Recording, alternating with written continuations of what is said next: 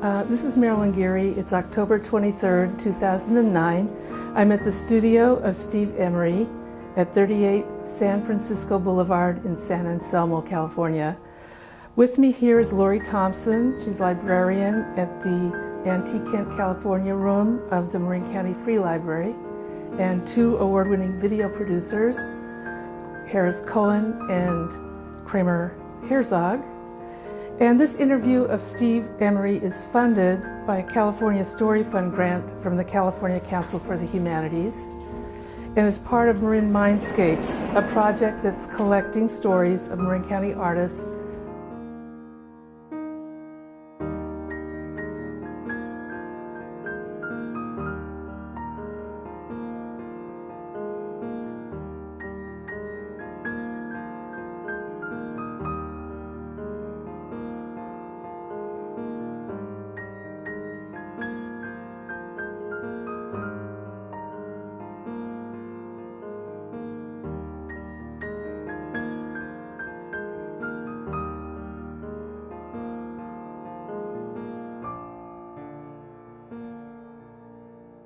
Your early life here?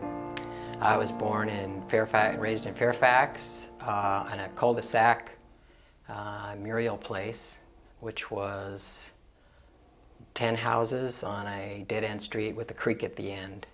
And we were all young families at the time, so all the kids would gather in the street and play in the creek and watch the creek rise in the winter time and play in the street. We had two giant oak trees at the turnaround at the end of the cul-de-sac, and it was really a pleasant environment. I attended Manor School, and it was kindergarten through 8th grade at the time, so there were really big kids on the playground, and my brother and sister were both there, and so I knew a lot of the older kids from my brother and some of the younger ones with my sister. I was a good student. Teachers liked me until about 4th grade, I guess. And I went to Central School, which is now School Street Plaza, and while White Hill was being built, so I was the first graduating class from White Hill School. A group of us would ride our bikes to school, which was something that we did. We did it after school. We'd ride. It was before mountain bikes, so we would ride on the trails and into the hills out of Deer Park. And Deer Park was also a school at that time. And so some of our friends had come from that school. And then I went to Drake, and wasn't sure what I was going to do after that, but I did take all the art classes I could at Drake and independent study, and worked on some mural projects at Drake at the time, and got what I could out of the art department at Drake. And I ran track and cross country at Drake, and some of the friends that I maintain are mostly from that group. The mural projects that you were working on at Drake, can you describe those? There was a new student center was being built when I was there. And so in an independent study art class, a friend and I did it was about 2 feet by 8 foot mural that we designed and worked on together. It was quite ambitious, and it included the entire history of the planet. When did your interest in art develop? I always drew. I would call it doodling in class. It helped me concentrate, or it was a visual cue for me to absorb whatever I was learning, I think. And I was always encouraged by my family to do that, but I never felt it was a serious pursuit or something to grow up to be. My father was a certified public accountant. He commuted from Fairfax to Burlingame every day before the freeway, so he was gone a lot. Later he went into business for himself in the 60s probably, and worked locally, and that was a big step for the family, but a big improvement in terms of him being able to be around more. My mother didn't work until my parents split up, and then she worked at the school in instructional materials center. So you mentioned going off to college. You went to UC Santa Cruz, is that correct? Yeah, I applied for 3 places that I didn't know much about except what I'd heard, and scholarships, and I was sort of on my own to make those choices, and I decided if I got into any of them and got scholarships, then that's where I would go. So I went to UC Santa Cruz as a math major with a scholarship. And what was UC Santa Cruz like back in the 70s? I was meeting people from Los Angeles and that were interesting people that had done very different things.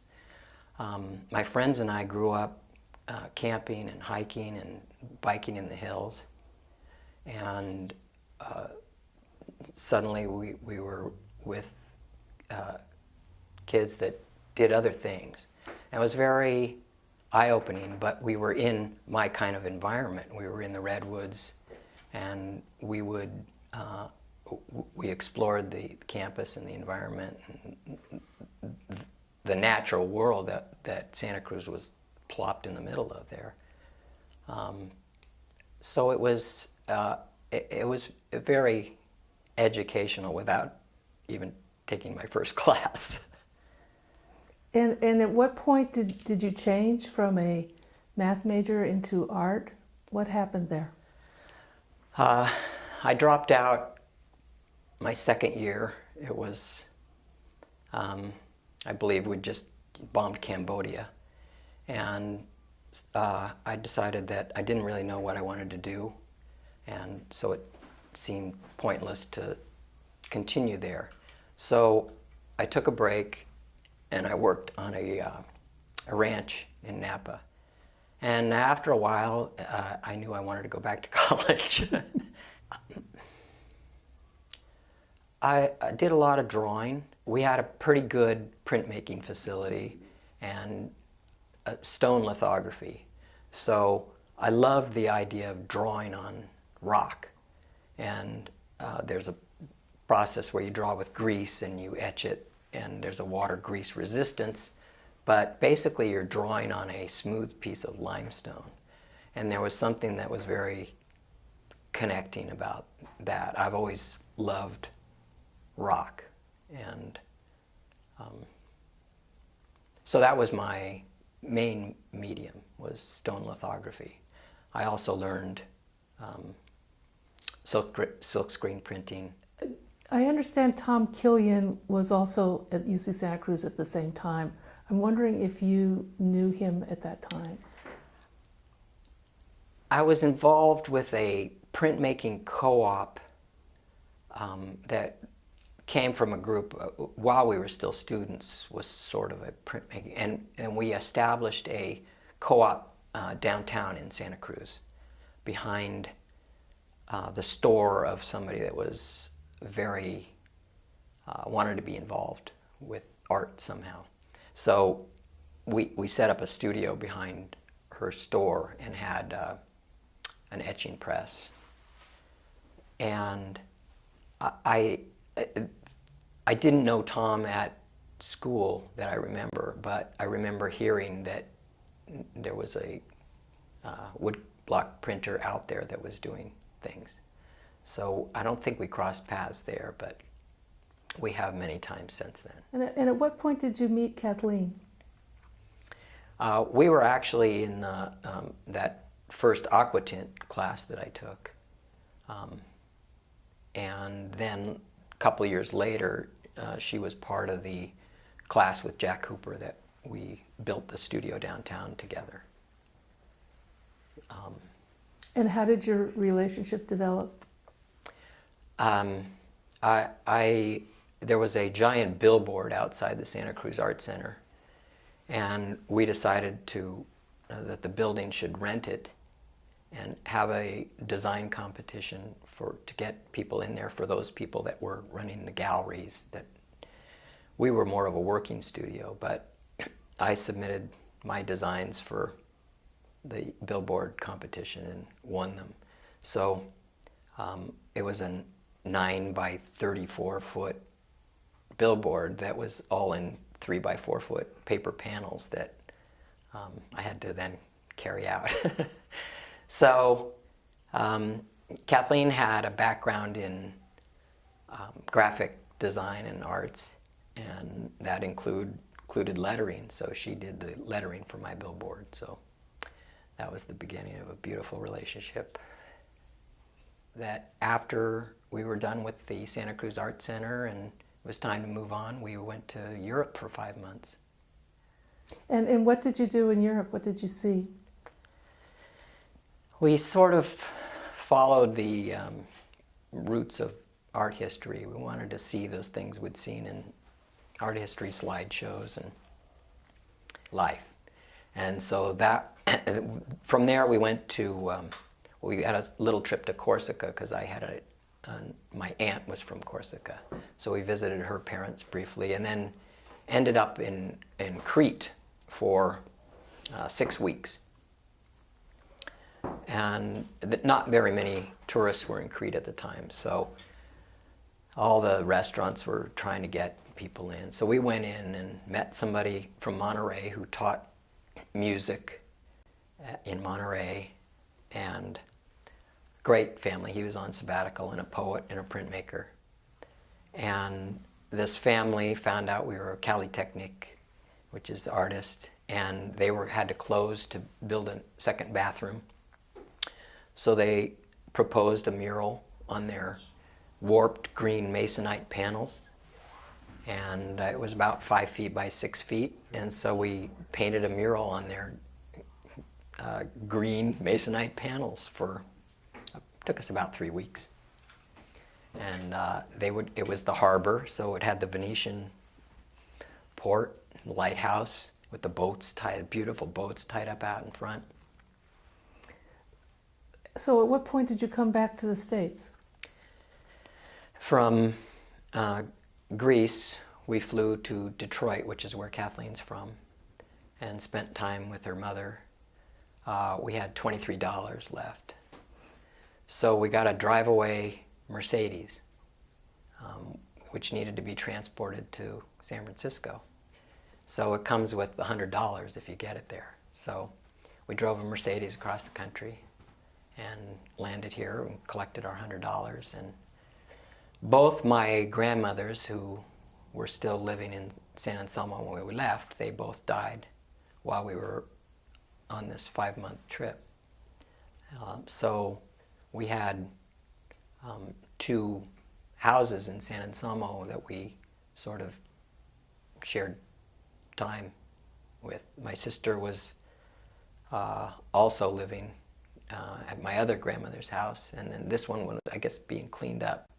So after you came back from Europe, you came back to Marin County and spent some time in this house where you're living now. We moved in here with my sister. Each of us had 2 small rooms, so we each had a studio. We each had artwork going. Kathleen was a kind of a graphic design, graphic artist at the time. I did a few odd jobs, but soon we were printmakers. So that in the early days, we would do local art festivals, and the Mill Valley Art Festival from 1980, I think, or 81. Sausalito Arts Festival from the same era. Sausalito was in the old schoolyard. And after a few of those shows, we ended up having enough to buy the house for my family. When 2 artists go in for a loan for a mortgage, you have to put up a lot. My mom helped with financing, and we had to put about a third down, but we did it after an art festival, and so we were fortunate to be buying from family and having good art festivals that are very supportive in the Marin County area. Can you talk a little bit about the house and its history? Well, I remember it first as coming here for Christmas Eves. My uncle, who is a large, red-faced man in a Santa suit, and I had 4 cousins, and there were my brother and sister and I, and so there would be 7 kids, and my mother's 2 large brothers, and my grandmother and grandfather, and I don't know how we all fit in here, but they bought it in the early 20s, I believe, 23 or 1925, and added on different sections. It just started out as a original square and with a fold-down bed, and I don't remember any of that. I just heard it, and then portions were added on for kids, and then my great-grandparents moved in, and so this wing was built for them. How does it feel to live in the house where your grandparents lived? At times it's weird, but when we have our open studios, which we started doing right away when we began living here, it's a nice connection. And the longer I'm here, the more meaningful it is that it has roots that go back 80, 90 years. You mentioned 1985. That's, I believe, the year you got married. Can you talk about your marriage ceremony? We'd been together for about 7 years, and we lived here for 6. And we decided that we would like to celebrate and be married, and had some ideas of what we would like to do to celebrate that with everybody. My brother worked out at Point Reyes on and off the National Seashore for a while, and we loved Divide Meadow along the Bear Valley Trail, and thought it was somewhat significant that there would be a union at the Divide. And so we did a little silkscreen print as our announcement, and we sent it out in this rather large package of about the ceremony, and everybody got this little silkscreen print. And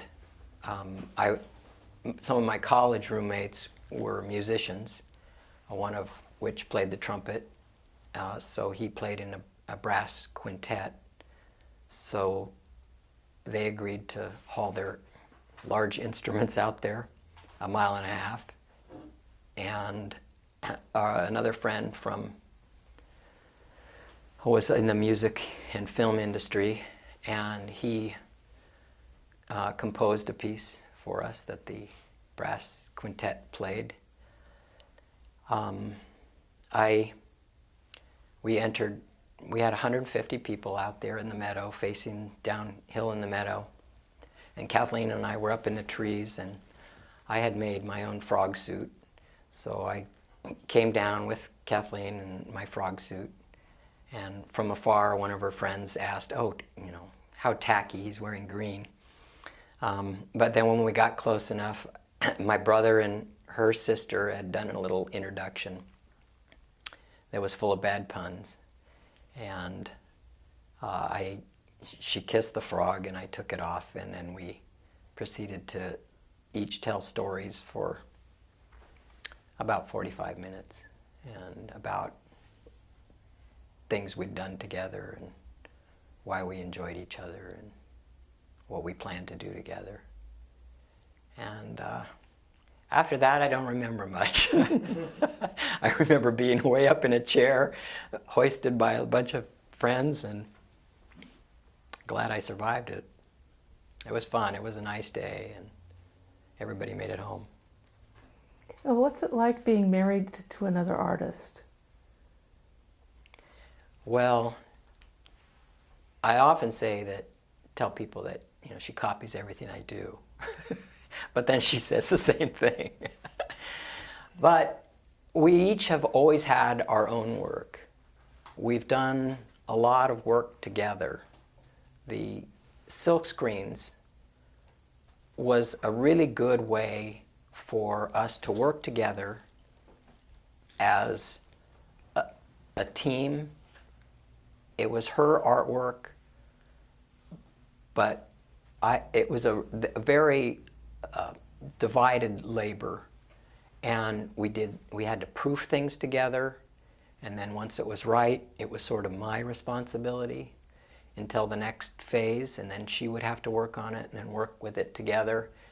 And the way that she worked, it took 2 or 3 months to complete an edition of, but you end up with many prints. And that was a really good way, and I saw that as a really good way for her to get a lot of work out. And since we were both involved, it supported both of us, and I could continue to do my work. And that was her work primarily in the early days. And then when our son was born, this was her studio, and it was no longer possible for us to both dedicate all of our time together out there in the garage. And so we both began doing more projects on our own. It works, but separate studios is essential in discovering different sources of inspiration. Some of that we share. We both spend time up at the lakes. Since I got so involved with running, she decided that she would enjoy running again. She used to 20 years ago. And so we both spend a lot of time up in the Water District lands around Bontempi Lake, and her subjects are very different than my choices.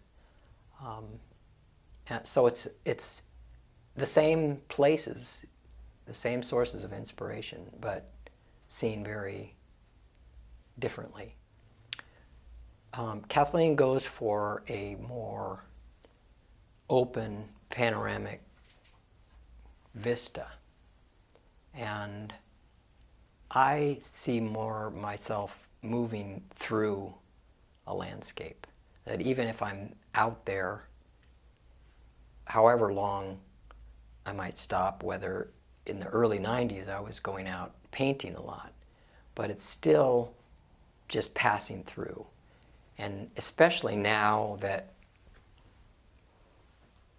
I'm running through these places, there's a sense of movement through it. It's not being there and capturing it, it's taking it all with me or passing through it with a sense of time.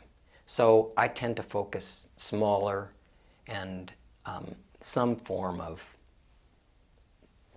path or light that they're more intimate portraits of places. I grew up in the Sierras. Those were the highlight of my youth.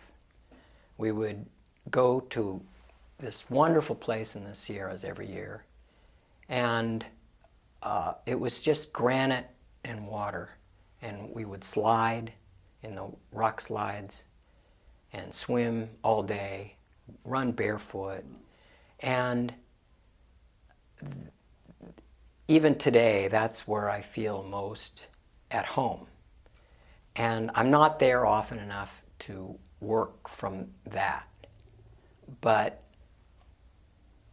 even when I was growing up here and exploring the trails of my backyard, it reminded me of that, and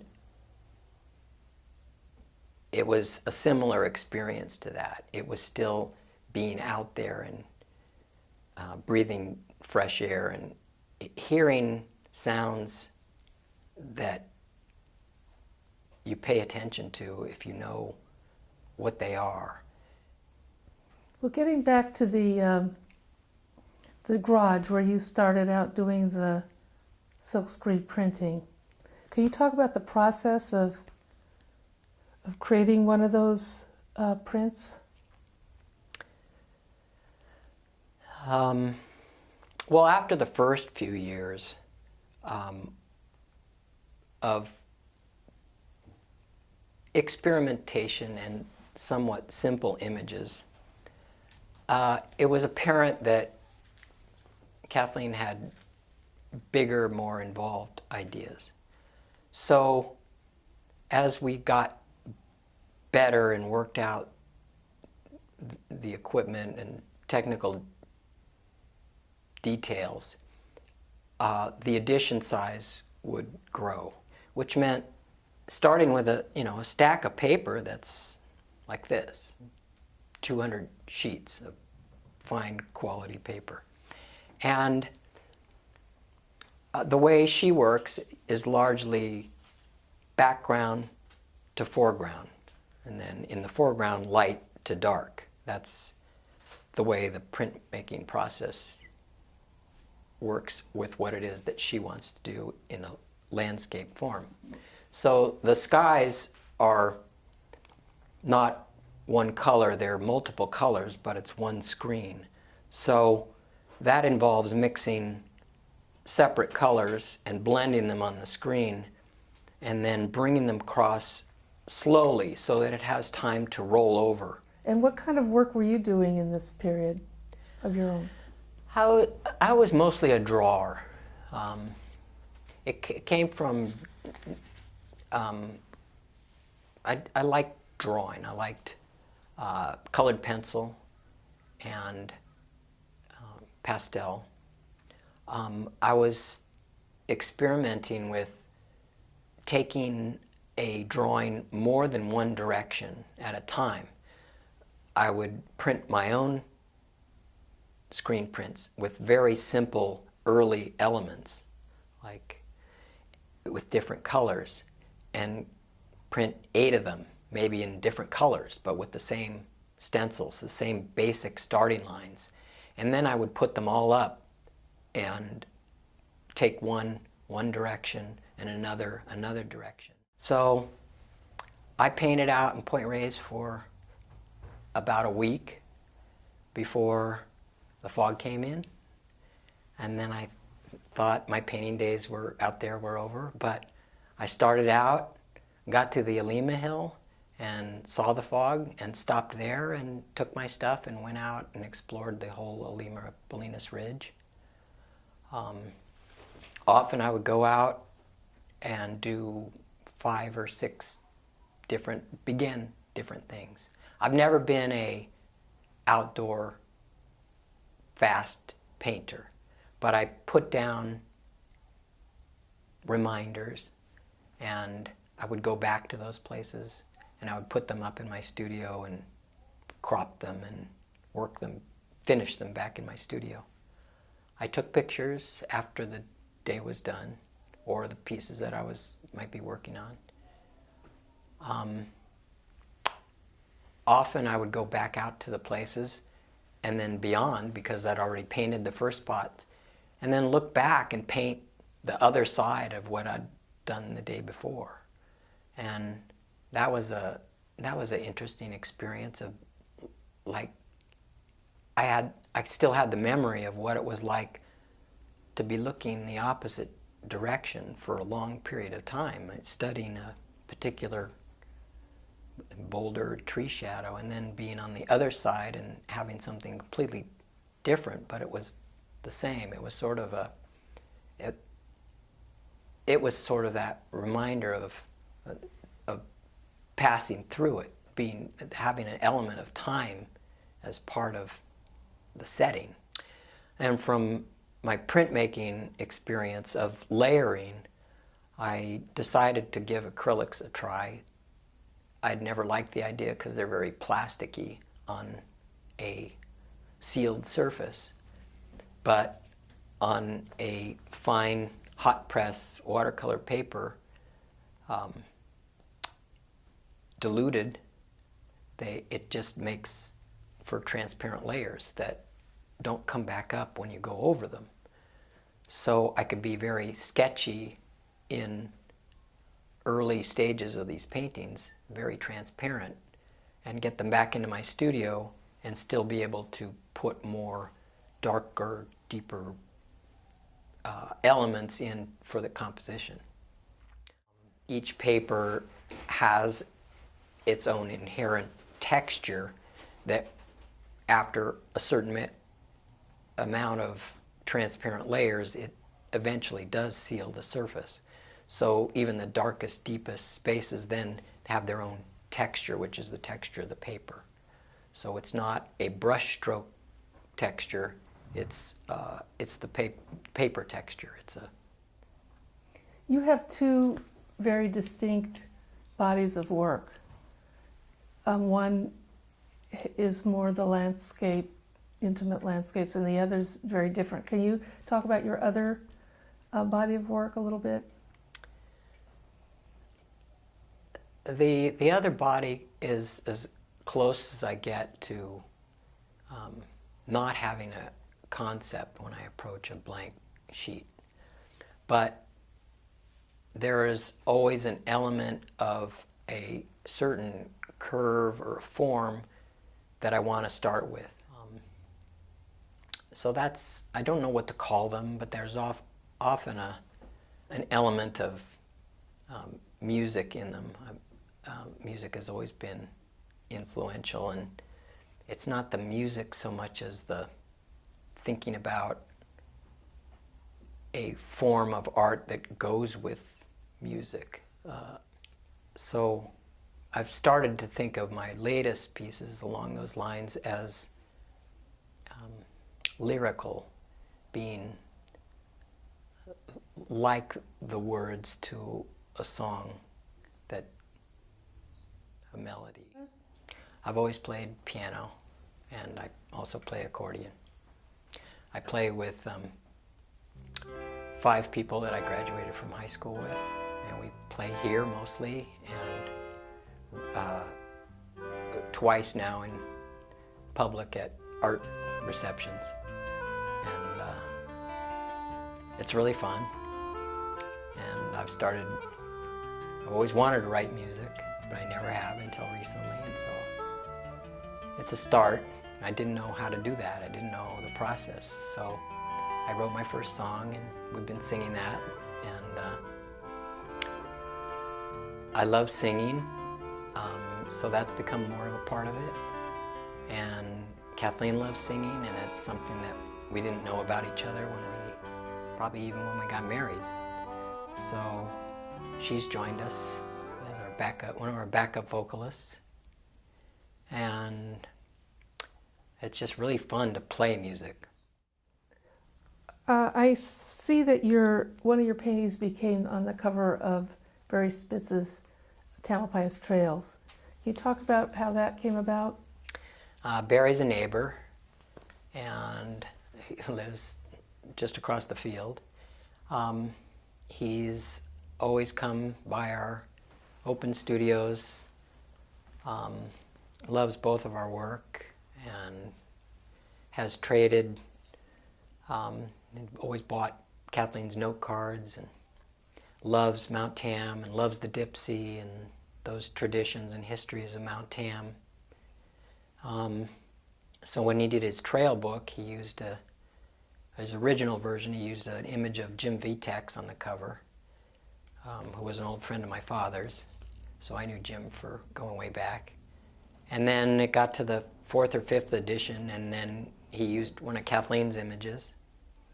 And then the latest edition, he included a section on Kent Lake and the Pine Mountain region. So he saw a painting of mine that was out that area, and so I worked with him to do that. And often connections are made with somebody who knows somebody that, you know, my father went to school with. You mentioned Mr. Vitek, who was a friend of your family. He and my father went to high school together. And I think they were on the TAM track team, because everybody from San Anselmo went to TAM. They took the train to TAM. My father was always interested in track and running. He was a pole vaulter at TAM, and Pat Paulson was on his team and was also a pole vaulter. I think Vitek was a miler, that he would run the mile, and then it wasn't until he was done, till he was really warmed up, or his heart started beating. There was some form. But he would come over for dinner, and he always had great stories. One memorable occasion of meeting Jim Vitek was on one of my favorite trails on TAM, the North Side Trail. I was up there with my friend Brad Rippey, who was knowledgeable about TAM and stagecoach runs, and we'll often dive into the bushes to look for something that might be left behind. We were running the North Side Trail, and we were in the clouds. It was very low clouds, and this hooded figure with a scythe. It looked like a scythe. It looked like death coming at us. And the closer we got, it was Jim Vitek. He was doing some trail work with a saw on a handle or something. And we stopped and said hi to him. we thought we'd met our maker. But he would come to our open studios. He was very appreciative of both of our work, and had, you know, would always tell stories when he was here. So I have a winter run that I usually do between storms. I try and do it. Is the Kent Trail along Alpine. All the creeks are running, and often you have to, they're running so high that I have to be careful crossing them. Anyway, taking the Kent Trail all the way to the Carroll Mark Trail, and then all the way to Cataract, which is, after the first few rains, is really rushing nicely. And the mosses are all out. And Where do you get your inspirations from? How does that work? There's elements of my trips into the Sierra that I live with, and I'm not sure what they are. Sometimes it's just a color, or just that feeling. And the same is true here. It's that feeling of being there more than seeing something. It's more than a visual sense, but it's my job to make it a visual experience that includes those other things. So I get inspiration from the music that I listen to while I work, more than being inspired by that music to work.